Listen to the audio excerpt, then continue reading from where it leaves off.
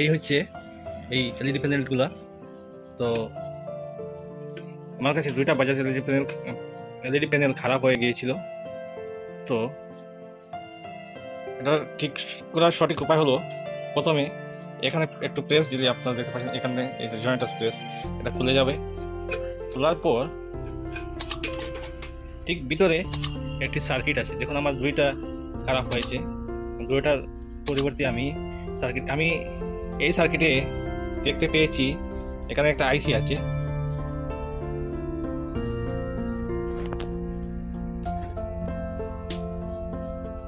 এই আইসিটা জ্বলে গিয়েছে। এছাড়া আরেকটি রেজিস্ট্যান্স এখানে জ্বলে গিয়েছে, রেজিস্ট্যান্সটা জ্বলে গিয়েছে। তো আমি এছাড়া এই এলইডি প্যানেলের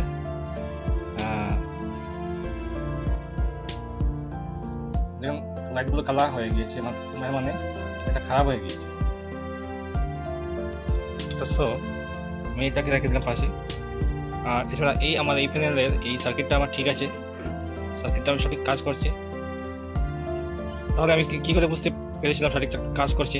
এই মাল্টিমিটারের সাহায্যে আমি এটাকে পরীক্ষা করে দেখেছি যে এই সার্কিটটা সঠিক কাজ করছে।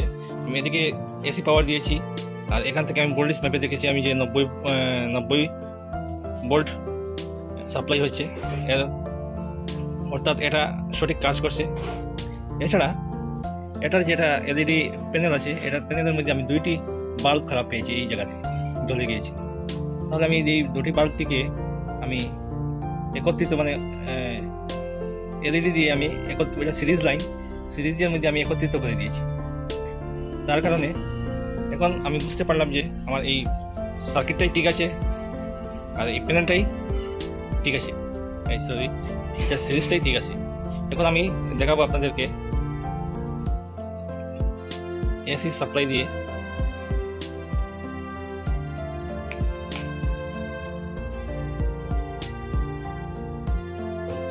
এখন ঠিকঠাক আমি এটা কানেকশন দিয়েছি,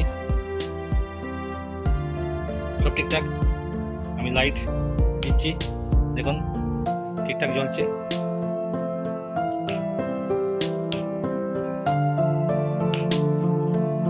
এখন আমি এটাকে ফিটিং করে দিয়ে দেবো, তারপরে দেখবো এটাকে কিভাবে চলছে না।